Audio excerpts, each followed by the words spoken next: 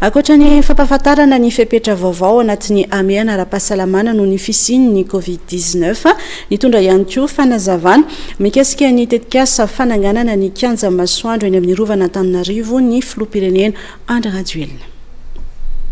Tsy nataotao foana fa efa nodiniana miaraka amin'ny manampahaizana manokana ny vakoka sy tantara ary ny alohavana fakakefitra ny olom-pirenena nataon'ny ministeran'ny kolotsaina ny fanatanterana ny tetikasa fametrahana ny kianja masoandro hoy ny filoham-pirenena. Nambarana ihany koa fa kianja masoandro nalaina tamin'ny tao-trano nanaovana ny lapan'ny manjaka miadana. Tanjona amin'ny fananganana ny kianja masoandro ny ampiainana ny tantara. Misy zavatra manahirana foana rehefa miresaka vakoka isika. Ary matetika dia mitondra fanoherana foana zany fa ny antsika kosa anasoa anatsara apiray zay ny zavatra ho ataontsika.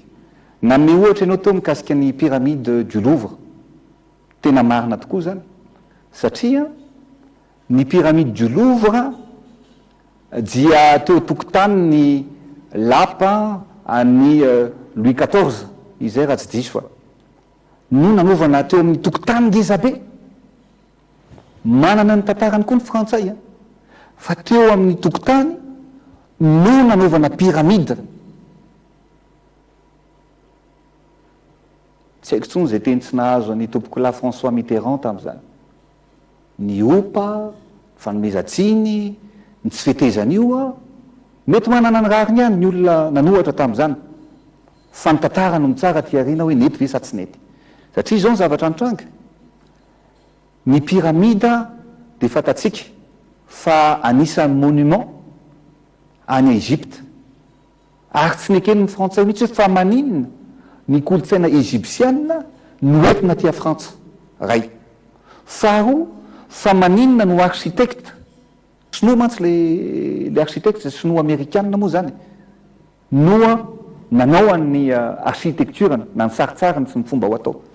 Nefa ny frantsay dia manana architecte betsaka miteraka débat be zany zavatra rehetrarehetra zany ankehitriny.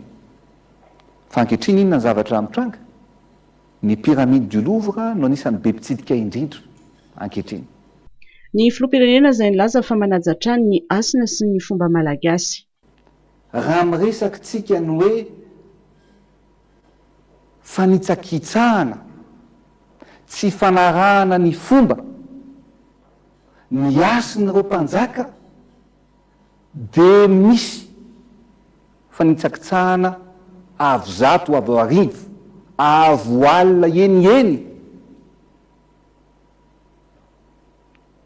ny famondrahana ny tolam-balony ireo mpanjaka zay manana ny asiny tao anatiny io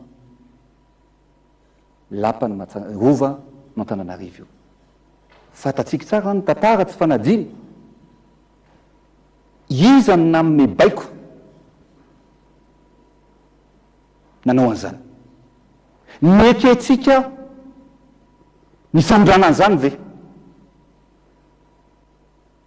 Za manokana tsy sahy mandrakizay ny andeha amindra taolam-balona mpanjaka ny torany tany sy ny firenena tao anatin'ny rovan'ny manjaka miadana, rovan'ny Antananarivo, andeha ho afindra any amin'ny toerana hafa.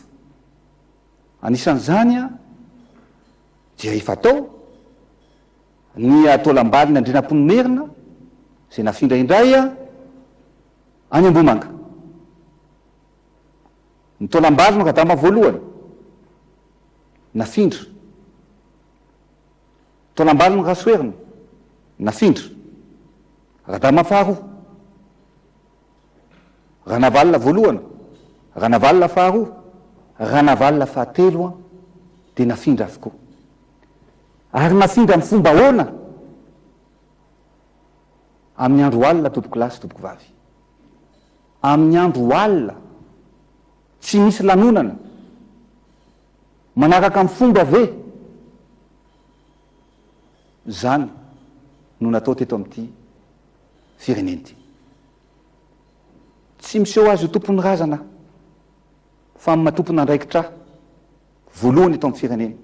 dia milaza hoe tsy mety zany na fahefana toy ny inona nananao a na razan'olona tsotrery aza tsy ho avelany atao an'izany fa maika razana mpanjaka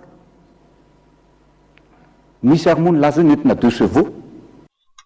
Nilaza ny filoham-pirenena fa fotoana izao tokony mpanjinana miaraka ny enimpolo taona manaraka miantso ny firaisan-kina ny firaisan-tsaina sy fo ary fanomezan-danja ny tombontsoa ny be sy ny maro ny filoham-pirenena Andry Rajoelina omaly tao anatin'ny fandarana manokana izay natrehan'ireo mpitsabo mpikaroka sy mpahay tantara ary mpandraraha ara-toekarena.